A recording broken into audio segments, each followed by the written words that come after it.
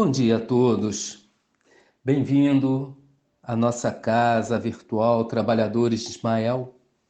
Aqui estamos mais uma vez para estudarmos a doutrina espírita.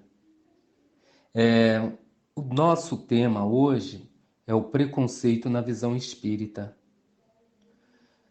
Vamos falar de um assunto bem delicado, que é o preconceito. A nossa ideia não é polemizar, mas trazer reflexões sobre o tema à luz da doutrina espírita. Então, esse é o nosso objetivo. Se hoje esse tema ele já traz inquietações, imagine há mais de 2000 anos. Como Cristo lidou com essa situação? Este é o nosso questionamento. Como Cristo lidou com essa situação? Esse tema surgiu depois de um movimento chamado Vidas Negras Importam. Surgiu nas redes sociais. Na realidade, eu desconheço a história desse movimento, mas ele apareceu atrelado à morte de um americano negro em uma ação infeliz, uma ação policial infeliz, que levou a esse irmão a desencarnar, ao óbito. E diante da divulgação do slogan do movimento, surgiu também a paráfrase: todas as vidas importam. Sem entrar assim em duelo, contenda com o movimento original sobre o preconceito, que é existente, a gente sabe que é contra os nossos irmãos negros, eu opto pela paráfrase, porque, em minha opinião, está mais de acordo com os ensinos de Jesus. Todas as vidas importam. Mas vamos refletir em uma pergunta retórica. Será que eu estou totalmente livre de preconceito? Esta é a nossa pergunta, que não precisa resposta, só para avaliar. Será que eu estou totalmente livre do preconceito? Há uns anos, eu fui a uma instituição espírita e eu frequentava ela de vez em quando. Eu tinha tempo, ia lá. E nas vezes que lá estive, eu notei que os participantes do SAPSE, eles sentavam destacados dos frequentadores da casa. E eu fiquei observando que eles se sentavam nas últimas fileiras e do lado oposto dos demais. E eu ficava pensando a respeito disso, por que eles sentavam destacado? Isso é algum tipo de preconceito? E se é, partiu de quem? Deles, por se sentirem de repente inferiores, ou dos frequentadores, por não querer ter contato? Eu não sei, mas eu não vou dizer a instituição, mas eu, nas vezes que estive lá, eu presenciei isso. Agora, falando de mim, já que eu coloquei aqui uma pergunta retórica, vou falar de mim. Quando eu entrei na Prefeitura do Rio, eu ganhava pouco, ainda ganho, mas eu ganhava pouquíssimo, muito menos do que hoje, e não tinha o vale alimentação, o vale refeição. Então, eu me juntava com os demais colegas que trabalhavam comigo e ia para um bandejão lá no Maracanã para poder fazer a minha refeição. Por que eu ia com os meus amigos? Nós combinávamos de ir juntos, que aí a gente completava uma outra mesa. A gente observava as pessoas que estavam sentadas em uma determinada mesa, via como elas estavam trajando e sentávamos no melhor local. Por quê? Para evitar, é triste falar isso, mas para evitar a companhia dos nossos irmãos moradores de rua. Porque esses irmãos moradores de rua, eles vinham como eles podiam vir, porque morando na rua não tem condição de asseio. Então a gente sabe que não vem perfumadinho, cheirosinho, não vem nada disso. Outra coisa, os trajes. Traje, né? Aquele jeito, que é a condição que eles têm mesmo. Fora isso, a necessidade. Eles passam por muita necessidade na rua. Então tem aquela questão do desequilíbrio. Eles, na hora de pegar a refeição, eles não se contentavam botar a quantidade que iriam comer. Eles lotavam o prato e a bandeja era a extensão do prato. Comiam ao modo deles e a gente evitava esse tipo de coisa. Isso para ver que esse estudo ele veio bem para mim. Quando eu falar aqui, eu estou falando para mim mesmo. Outra coisa, essa semana passada, eu ouvi um relato de uma amiga de infância pelo Facebook. Ela disse que estava curada do Covid-19 ou coronavírus. As, as pessoas, ela estava dizendo que as pessoas evitavam ela, dizendo que não querem pegar a doença. Ela passou por todo o processo hospitalar, teve alta, foi para casa. Ela tem uma criança, se eu não me engano, de 7 ou 8 anos. Ela ficou isolada ainda um período e agora que ela está saindo de casa. E segundo o relato dela, as pessoas até atravessam a rua para não manter contato com ela. E o que acontece? Ela está se sentindo muito mal com essa situação. Por quê? Ela está sentindo um preconceito da parte das outras pessoas. A gente sabe que está todo mundo com medo de pegar essa doença. Não tem quem não tenha medo de pegar a doença. Tem gente que pega e não tem sintomas nenhum. Outros sofrem muito. Mas o problema ainda é o exagero, é a falta de equilíbrio. Continuando falando sobre o preconceito, né? Vou falar de mim. Eu fui criado numa família onde o preconceito reinava. Reinava, vou falar assim, dessa forma. Reinava. A minha mãe, ela nos aconselhava, ela aconselhava os filhos. Meus filhos, quando casarem, casem-se com pessoas brancas. E ao ser indagada por isso, por que devemos casar com uma pessoa branca, de pele branca? Ela dizia, para clarear a família. Minha mãe é negra, sempre sofreu com o preconceito, com o racismo. O meu pai branco, tinha o cabelo liso, grandão, branco, nordestino. Então, para para assim ir de forma contrária a ela, ninguém lá em casa casou com branco, né? Todo mundo, todos que casaram, acabaram casando-se com pessoas negras. Então, nessa parte não deu muito certo, não. O que ela queria clarear a família não deu certo. Mas só que é o seguinte, ela e o meu pai, eles são de um tempo aonde o preconceito era muito grande. Antigamente, no período deles, a rejeição era muito grande. Minha mãe, na ingenuidade, ela não queria que os filhos e os netos passassem pela situação dela, que ela passou. Sendo que, com o passar dos anos, a mentalidade dela mudou, porque tudo muda, as pessoas evoluem, melhoram, e ela conseguiu vencer essa situação. O preconceito não faz parte dela, mas durante muito tempo ela sofreu com isso.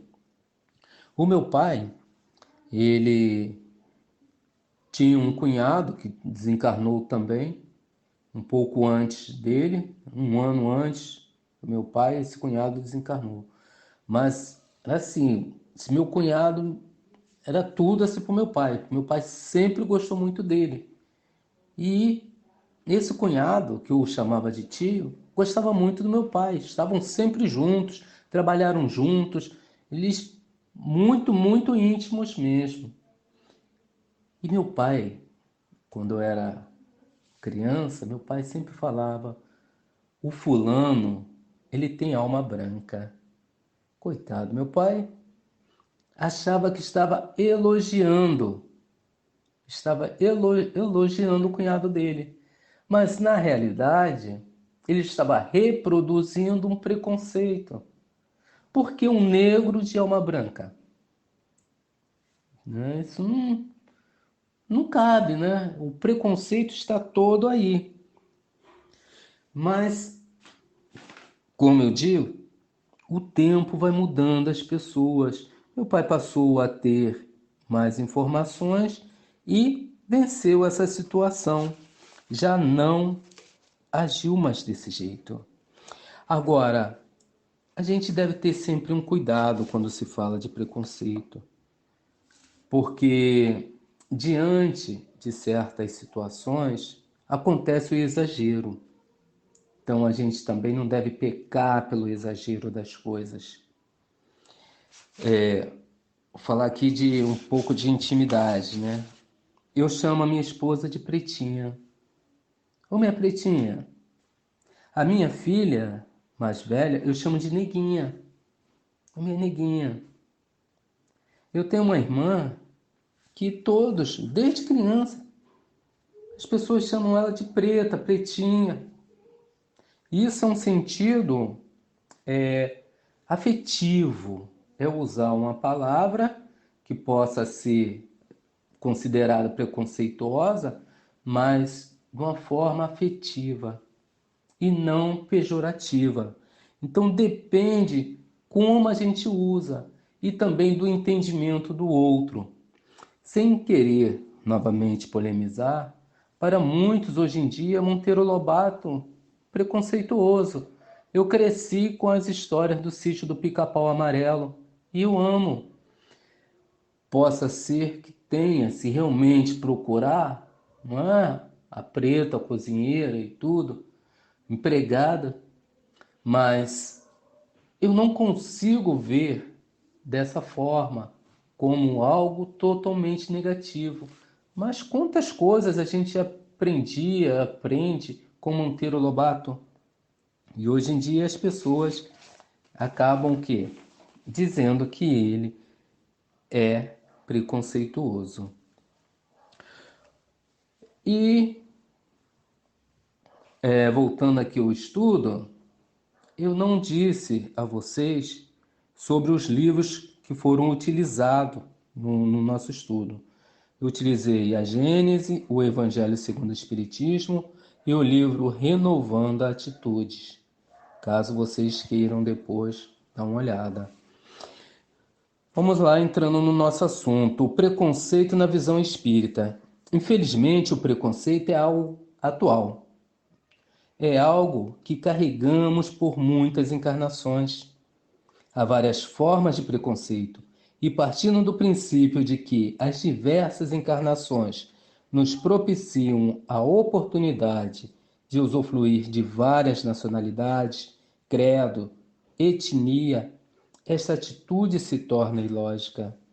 Somos seres reencarnacionistas e não deveríamos agir assim com preconceito.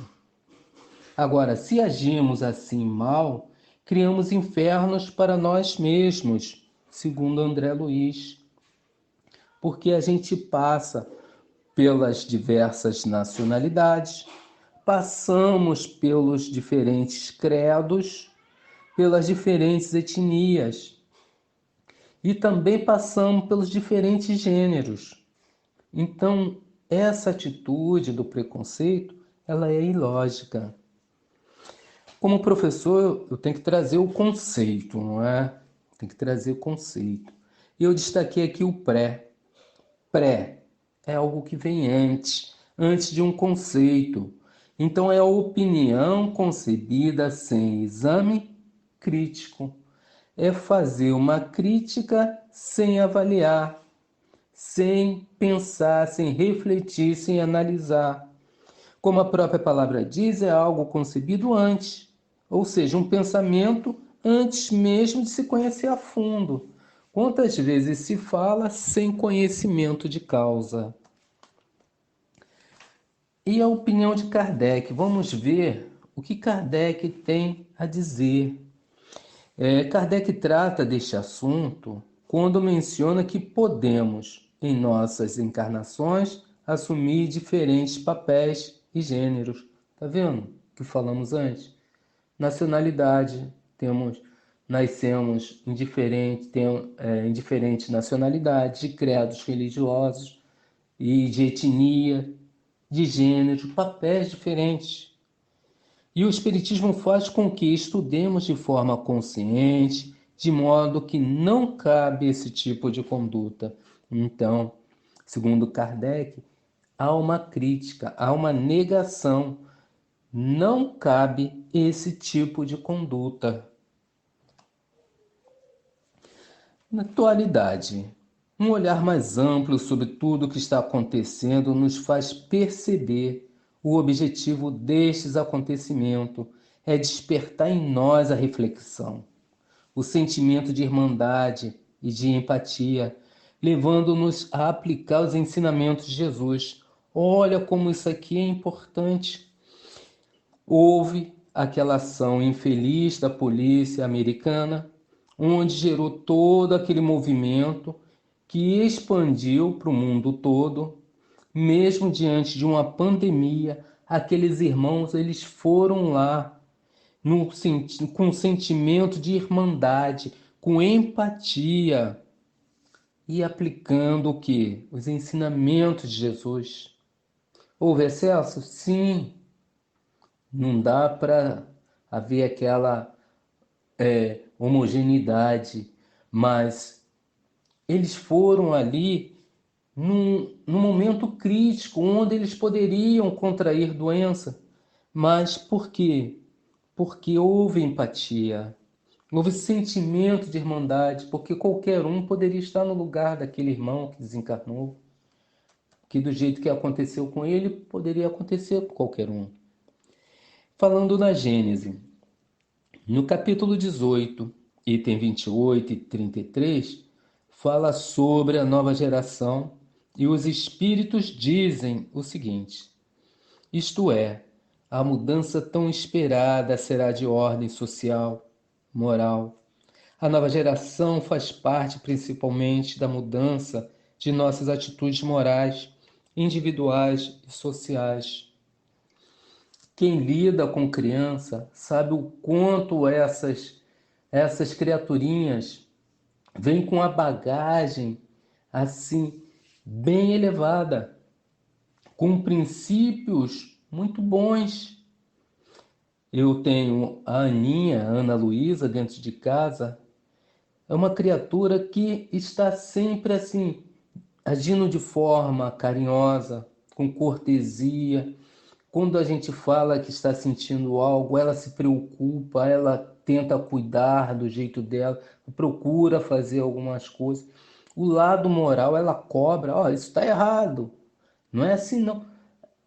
Eu me surpreendo com a atitude dela e de outras crianças com as quais eu lido. Então, as atitudes dessa nova geração que eles trazem a bagagem moral, individual e ligada à sociedade. Porque às vezes ela fala assim: olha, tá jogando lixo no chão, não pode jogar lixo no chão. Olha a visão, olha a visão crítica. Então, seres mais evoluídos estão chegando para poder dinamizar esse processo de transformação e de regeneração do nosso planeta. Cabe a nós auxiliá-los. Vamos falar aqui um pouco sobre deficiências. Outro tipo de preconceito, muito visto hoje em dia, está relacionado às pessoas com necessidades especiais. Devemos, como espíritas, entender que aquela limitação é um meio de toda a família rever suas atitudes, se unirem, fazendo-as ter outro tipo de visão quanto ao ser humano. E aqui é o seguinte, tem gente que tem medo de deficiente físico, de ser agredido, de pegar. Eu já ouvi gente dizendo que não se deve tocar em epilético porque pode contrair a doença. Olha só, é um conceito antes, que não conhece, é ignorância, no caso é o desconhecimento. Ninguém vai pegar epilepsia porque está ajudando o outro. E quanto aos nossos irmãos com as necessidades especiais, também ocorre o mesmo.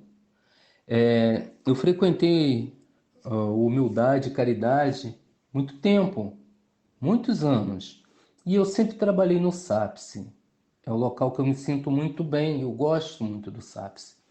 E lá tem uma família de irmãos que tem realmente a problemática das necessidades especiais. Mas quantas coisas eu aprendi com eles. São muito trabalhadores, carinhosos, me auxiliavam sempre nas atividades porque eu chegava cedo junto com a Estelinha. E eles chegavam também muito cedo. Às vezes a gente chegava lá e já estavam. E ajudava a colocar a mesa, ajudava a limpar o quintal e conversavam. E às vezes saía cada coisa assim tão importante, tão profunda, que eu ficava assim, como é que pode? Ele não tem problemas neurológicos, psicológicos e outras coisas mais. Como tem essas informações? E assim, um lado moral tão bacana, sabe? Então, esses irmãos, quando eles chegam, não auxiliam somente a família. Ele auxilia também os vizinhos, os amigos e outras pessoas mais próximas. É para que a gente aprenda com eles. O fato de estar ajudando, na realidade, não estamos ajudando eles, mas ajudando a nós mesmos. Questionamento. Questionamento. E como esses pensamentos são adquiridos? Os pensamentos em relação ao preconceito. Nós nascemos com eles? Pergunta retórica, para refletir. O livro Renovando a Atitude, do livro por Francisco do Espírito Santo e Hamed, em seu capítulo 18, ele até tenta responder essas perguntas. Ter preconceito é, pois, assimilar as coisas com julgamento pré-estabelecido, fundamentado na opinião dos outros. E continua: os preconceitos são as raízes de nossa infelicidade e sofrimento neurótico, pois deterioram nossa visão da vida como uma lasca que inflama a área de nosso corpo em que se aloja. Olha só o ponto profundo. Aceitamos estes valores dos adultos com quem convivemos de maneira e forma tão sutis que nem percebemos. Então, isso aqui faz refletir e muito. Quantas vezes a gente ouve irmãos nossos dizendo que tem personalidade, que fala a verdade, que sabe das coisas e que não é influenciado por ninguém, faz o que quer. E aqui mostra que nós somos influenciados sim. Nós somos influenciados pela mídia, nós somos influenciados pelo contato social, nós somos influenciados pelos amigos. A gente é influenciado sim. E isso, estou falando de num conceito de encarnados. Imagine os desencarnados, como não exerce influência sobre a gente. Então, é algo para se refletir quando a gente fala que a gente é autônomo em relação a isso, sobre o pensar. Gente, tem o livre-arbítrio, sim, mas ainda não somos donos totalmente do nosso pensar. Sofremos, sim, as influências.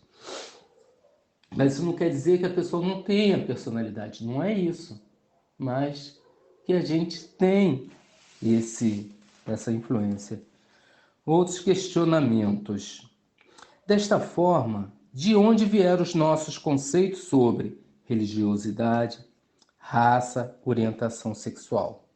Será que não são conceitos pré-estabelecidos, incutidos pelas pessoas que convivem conosco? Será que a minha religião está relacionada com as pessoas que vivem comigo? Será que se eu não tivesse lidado com determinadas pessoas, eu não estaria no meio religioso que eu estou? Pensar. Vamos lá. Falar de Jesus. Jesus, ele não tinha preconceito. Jesus lidava com todo mundo da mesma forma, com o rico, com o poderoso, com o mendigo, o leproso, o deficiente e adúltera, com as mulheres. Porque, vamos falar das mulheres, preconceito não é só em relação ao negro, não é só contra o homossexual, contra o deficiente, mas contra a mulher também. E o preconceito é algo que é muito amplo, né? O preconceito se expande muito. Quanto o idoso, quanto a criança, há muito preconceito. O preconceito é muito amplo o assunto para se discutir sobre ele. A mulher, há um tempo, ela não votava. A mulher não votava. Depois ela foi conquistando o espaço que tem hoje, mas diante muita luta. Mas mesmo assim a gente ainda ouve muita frase machista no trânsito. Mulher deveria pilotar fogão. Toda mulher é má motorista. Eu tenho uma esposa que dirige. A minha esposa dirige muito melhor que eu. E tem assim, o pé bem pesado, que anda muito mais do que eu. Então, é preconceito, somos espíritos. Nós já vivemos no sexo feminino, passamos pelo masculino, a gente vai oscilando em vários gêneros. Então não devemos ter esse tipo de conceito. Então vamos falar de Jesus e a ausência de preconceito. O maior exemplo de ausência de preconceito de qualquer tipo foi Jesus de Nazaré. Durante sua estada terrena, temos vários exemplos disso. Jesus andava justamente com pessoas que, na época, representavam os maiores alvos de preconceito. Alguém duvida disso? Se a gente lê a Bíblia, se a gente pegar a Bíblia, as passagens, a gente vai ver o quanto Jesus andava com as pessoas que sofriam, eram vítimas do preconceito. O Evangelho, segundo o Espiritismo, vai servir de base para nos trazer a lição. Vamos relembrar um desses vários exemplos que está transcrito no item 4 do Evangelho segundo o Espiritismo. Vai falar sobre Zaqueu. O Zaqueu era visto como um homem de má vida. Porém, foi Jesus hospedar-se onde? Justamente na casa dele, mostrando ali a ausência total de preconceito e que ele estava aqui na terra, não para selecionar, mas para salvar o que estava perdido. Essa é a missão de Jesus. Um dia será nossa missão também. Um dia será nossa missão, porque a gente está evoluindo. e um dia chegaremos lá. E continua. Além desse, há muitos outros exemplos. O homem paralítico, Maria de Madalena, vulgarmente chamado de prostituta, Mateus, cobrador de impostos, que era na época visto com repulsa, e até hoje a questão do imposto de renda ainda nos causa repulsa, porque quando vai chegando a época da declaração do imposto de renda, eu creio que ninguém goste de pagar aquele imposto pesado, né? Eu ainda estou nessa parte, vou falar por mim, estou num estágio muito primitivo, porque ao fazer a declaração e ter que pagar o imposto de renda, eu não fico satisfeito não, tá? Não fico, e a maioria das pessoas que eu conheço também não ficam, né? Então, naquela época, cobrador de imposto era mal visto, mas Jesus andava com eles. Por quê? Jesus olhava o coração das pessoas. Ele não olhava a profissão, o poder. Ele queria saber da simplicidade, do amor, da empatia que as pessoas carregavam dentro de si. E assim, chegando já ao final do nosso estudo, eu vou passar aqui, olha, dessa parte em que nós criamos estereótipos de quem, de quem está dentro ou fora desse estereótipo. E se está dentro disso, né? Está dentro, está de acordo comigo. Mas se não está dentro, eu julgo, eu vou repelir. Mas para Deus, todos somos iguais. Somos seus filhos e Ele vê o nosso coração e não as nossas diferenças. Quem a vê como algo negativo somos nós, devido à nossa ignorância, o nosso desconhecimento de que agindo dessa forma, agindo com ignorância, com desconhecimento, nós estamos criando inferno para nós mesmos. E eu, baseado nesse estudo, vejo que tenho que mudar muita coisa em mim. Às vezes, fala assim, não tem preconceito. Não tem preconceito. Mas, vamos lá, eu vejo muito isso no trânsito. As pessoas com os vidros abertos do carro, quando começa a se aproximar alguns irmãos que estão envolvidos lá no trânsito, trabalhando lá, vendendo sua mercadoria ou mesmo pedindo, a pessoa fecha o vidro para evitar aquela companhia. Se eu olho para uma pessoa e eu não vou com a cara da pessoa, eu já faço o meu pré-julgamento. Já faço meu pré-julgamento. Às vezes a pessoa não é nada daquilo, na maioria das vezes não é. Não é. Mas eu já julgo que a pessoa não é lá essas coisas, não é legal, é bom evitar. Isso é um preconceito. O que acontece muito nas escolas em que eu trabalho, às vezes eu escuto assim alguns colegas de trabalho falando que o aluno é remelento, de canela russa e de chinelo. E tem professor que diz que não trabalha em instituição pública devido a isso. Prefere as escolas particulares, porque o público da escola particular é melhor. Então devemos evitar o preconceito contra o epilético, contra o deficiente, o morador de rua, o homossexual, os irmãos de matiz africana.